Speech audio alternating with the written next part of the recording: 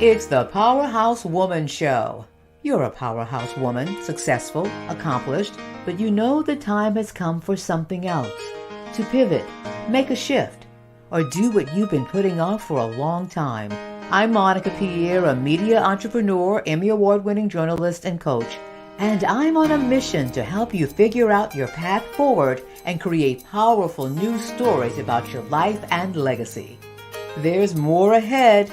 Time to do the greatest work of your life.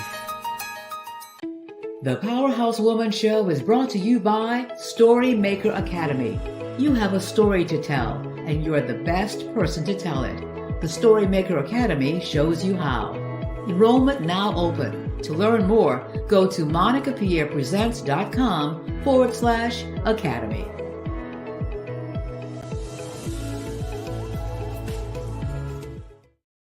Hello once again, and welcome to the Powerhouse Woman Show. I'm your host, Monica Pierre. You know, today it's so important for us to remember that we all have a story. And even if you don't think your story is powerful, good enough, exciting, twists and turns, you didn't survive something horrific, your story matters. It matters to you. It matters to the people around you, and it matters to the world. In fact, there is so much power in our individual stories to connect us, to remind us that we have a shared humanity. So we're going to be talking about that today. And I'm very excited that we are joined by the one and the only Mizani Ball, Emmy Award-winning producer. And she's a filmmaker, and the list is so incredible. She is a graduate of Xavier University's Mass Comm department. I'm going to put in a plug. My former student. I'm so proud, so proud. And Mizani recently won an Emmy Award for Outstanding Achievement for a Cultural Documentary. She served as a producer for Chicago Stories, The Birth of Gospel. Mizani, thank you for being with us on the Powerhouse Woman Show. Thank you for having me. I'm excited to be here. Oh, good. Well, we're going to get into story, what it does for us, what it's about, particularly our individual stories, your work that you do as a filmmaker and a multimedia creative person. And also, I just love your philosophy about life. Number one, no dream is too big or impossible. And you hang in there long enough, those nays become yays. But tell us a little bit about the film or what you produce, Chicago Stories, The Birth of Gospel.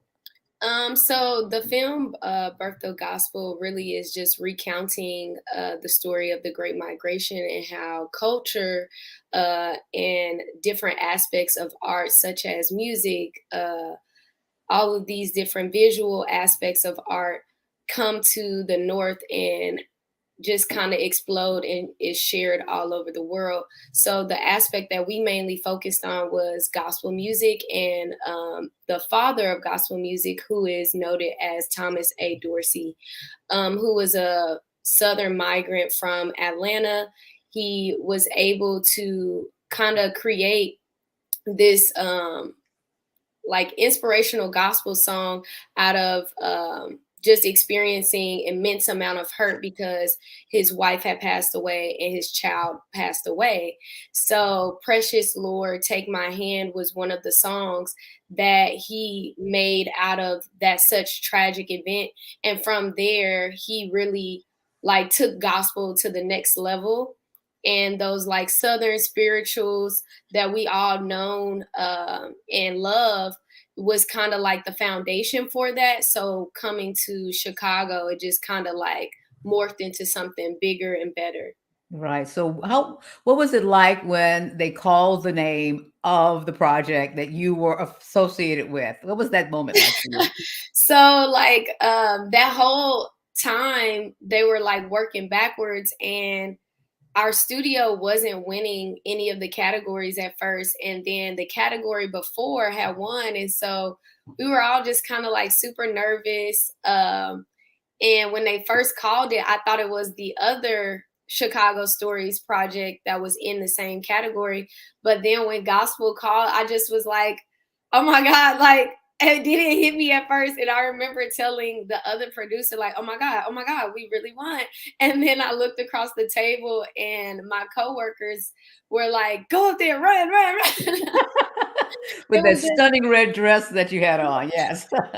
it was just so much emotions, and I was just super happy, and I was just like excited because the person that I worked on the project with was also a black woman that, kind of knew all of the things that we were going through and struggling with during that time, but we made Mhm. it like through all of that. It just was like a huge reward through all of that struggle.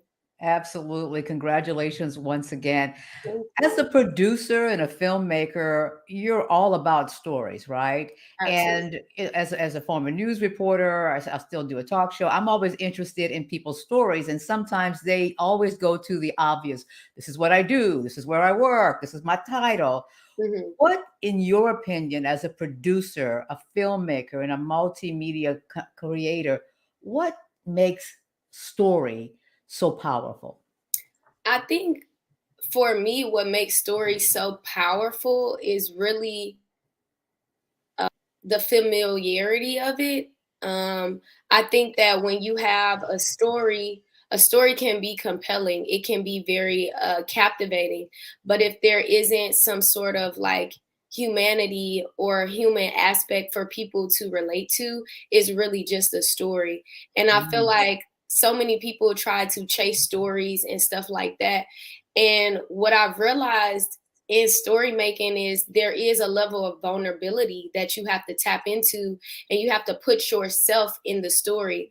As a producer, I took my responsibility as a pillar in my community to really take this opportunity to create a story about not only like the history of Thomas Dorsey, but the history of my family and the Great Migration and all of these other families during that time, and to put myself in it. The archival photographs and footage that I found stuff that spoke to me and my family. I found photographs from Little Rock, Arkansas.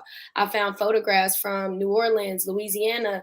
I found, different HBCUs that had archival collections that we could incorporate in the film, because that represented who I was and who I am at the central core of me.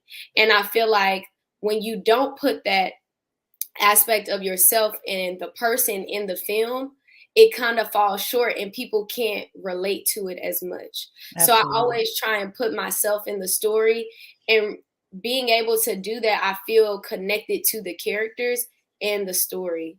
Oh, that's powerful. We always like to recognize people who are joining us. We have Danielle. Hi, Danielle. Good morning. And she says, congratulations. Thank Absolutely to Mizani. That is amazing. The women that watch the show and other people who watch the show, the Powerhouse Woman show, I think, again, don't recognize the power of their story. And that it takes a bit of vulnerability to say that, yes, I can let my work speak for me, but Mhm. I'm also the spokesperson, or I speak for what I have created, what makes me passionate, the why of what I do. How, Exactly. as a producer, how do you get people who may be a little reluctant to do that or share that to open up and do that? I try and look at the bigger picture of all of it. There were a couple of people that I would call and ask them, or just in any project, like I would ask them, like, "Hey, would you like to be a part of it?" And sometimes people are reluctant because, if we're being honest, like sometimes people can be very exploitive with stories, and especially in colors. People of color. Like in our community, people come in and they extract these different stories, and it doesn't really do it justice. So I always try and come from a place of like, number one, I try and tell them, look, this is not just about the story and us. This is about immortalizing yourself for generations and generations to come. I think it's very important for us as Black people and just as people of color to be the pioneers of our own story and to be the creators of that, because we nurture it in a way that is so delicate, but also so much more appreciated, because a lot of the history and a lot of the culture that we know and that we appreciate, some people don't necessarily understand. So I always try and come to people like, I'm not here to take your story, and I'm not here to um, not do it justice. I want to do it as much justice, and I try and understand what they would like to get out of it as well, like what's most important to them, and see where we could meet in the middle so that everybody is getting some sort of benefit out of it. Because I don't never want to just be like, oh, I'm benefiting off of this and it's one-sided. I want to make sure that in some way, in some form or fashion, that I'm also helping the people that I'm sharing their story with. Right. We've been talking about the power of story, especially the individual story, which is part of the collective story as well, whether it's your family, whether it's a movement or the Great Migration. I mean, there was so, million plus people over a period of time. That was just in that direction. There were some people Right. from Louisiana who went west. Some people went to New York, some who went Mm-hmm. west. So there's so many stories out there, particularly as a producer, and you get a lot of no's, don't get it. Well, it doesn't have a general appeal. How do you know that there's something that needs to be told as far as a story and it is powerful, but you get a lot of no's? How do you hang in there until you get the yeses or the yays? I think it's for me like um I've always been kind of a dreamer or like a visionary. So like for me, I've always, I don't know, it's like something in my gut where I feel like um I just can't take no for an answer. Or even like sometimes I'll talk to my family members and I'll tell them about a story, or I'll ask a couple of my friends about the story, and um their responses or their feedback kind of inspires me to keep going. Because for people that's maybe not seeing the bigger picture, like being able to come and be like, well, what do you think about this? And then somebody telling me, well, I never really thought about it, but I'm interested in it. And I believe in myself so much to the point where it's like, I don't necessarily need the approval of other people to know that this is something that's necessary. I can look around and see in my community that this is necessary. So, whatever the fact of you seeing it or not, I'm going to Mhm. continue to push forward and tell this story, regardless of if I need to go through these institutions to do so. I'm going to do it on my own terms and on my own time. And I've always been that type of person where it's like, if I don't get it this way, I'll figure out another way to get it. And I think that that really is like the mindset of a producer, because you have Ah, to constantly like push people in a different direction and this way and that way. And you can't get discouraged by a no, because it's just kind of like, then you won't ever, get anything if you just kind of like take a no. I never take no as the first answer. I have to uh-huh. take like 5 or 6 no's before I'm just like, okay, all right. And you said you've always had that. Do you know where that comes from? Or you just looked around and said, I'm not going to take no for an answer. And I'm also willing to wait and keep going and wait for the answer. I think for me, it's like, um, I think for me, like my dad and my parents, they've always instilled a level of confidence in me to like not go with what everybody else was doing, or not just um you know, take no for an answer. Like Right. it really is just kind of like I would come to different challenges in school and stuff like that.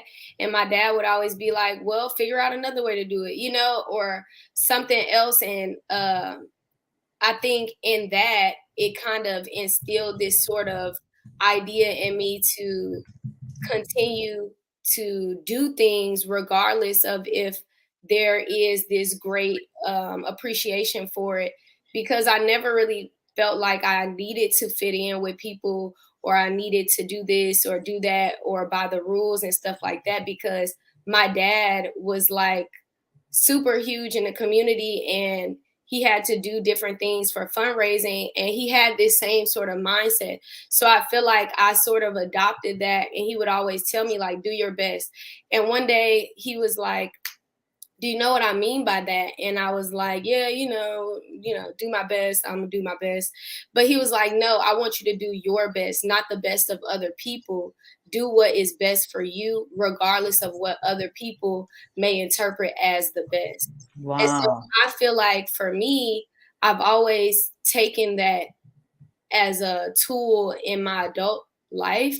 And even when I may like backtrack or fall short or have setbacks, I always hear that in my head, like, do your best. And if that's your best in the moment, that's your best. And you can grow from that and continue on. But always try to do your best in everything that you do. Well, we celebrate your father and your mom for instilling that. I've saw that and witnessed that tenacity firsthand when you were in my classes, and I'm so very proud of you. And in fact, Danielle says, "What a wonderful lesson!" Absolutely, absolutely. And thank you for honoring your father's story and those words that he's instilled in you. And I think that's the power of stories as well. People hang on to that as well. Hmm. How do people follow your work as you get ready for your next project? You do modeling, you do it all. Very, very creative person. So how can people stay in touch with you and support you? So I have a website that I try to keep all of my projects, credits, and different upcoming projects that I'm working on my website. I also have social media for my company, Visual Productions, and also my personal Instagram. I post a lot of different things that I'm working on there as well. Okay, we've put on the screen Visual Pro, kind of like Mizani and Visual together. Got it, got it. And Instagram is Mizzy the Maker, as she makes films and documentaries and things like that. So, just a final word of encouragement that you have, particularly for powerhouse women who may be a little bit older than you, or just starting out, even a little bit younger than you as well. And we have, like I said, stories really unite us if we're open to it and dare to see our joined humanity. What advice would you have for those who maybe don't think of their story and what they're doing as a big deal? I would say, um, even in those days or moments where you feel like what you're doing is not important, there will be a sign that tells you to keep going. There will be some sort of light at the end of the tunnel, and you just got to keep going, regardless of what other people might say. You were called to tell this story, and you have to believe that with all your heart. And Hmm. regardless of the discouraging words and stuff like that, once you tell the story in the way that you want, everything will turn around. It will get better. Whatever it is you're going through, you're going to make it through, and you're going to see you're gonna also thank your future self for continuing even when you didn't feel like it. Like I think back on like myself in the past, and there were so many times where I wanted to give up. And I look at myself in the future and I thank my past self because I didn't give up. I invested in my future self and look at where I am today. So Wow. continue to invest in yourself. Absolutely. Mazani, thank you so much for being with us. We really appreciate it. Thank you. Thank you. Happy to be here. Thank you for everybody that tuned in, and thank you for having me. Absolutely. Yes, we want to thank you all for tuning in as well because it's so important to share our stories, and that's why I want to take a moment to tell you about my upcoming Story Maker Academy. It's taking place and kicking off January 9th. It's a 6-month program, but I created for extremely busy women with a lot to do, so there'll be time for you to get your assignments done and come together with us as well. You have a story to tell. It's an important story to tell, and you are the best person to figure out how to tell it. To learn more, just go to monicapiapresents.com/academy. And have a wonderful day, wonderful week, and we'll talk to you next Thursday on the Powerhouse Woman Show.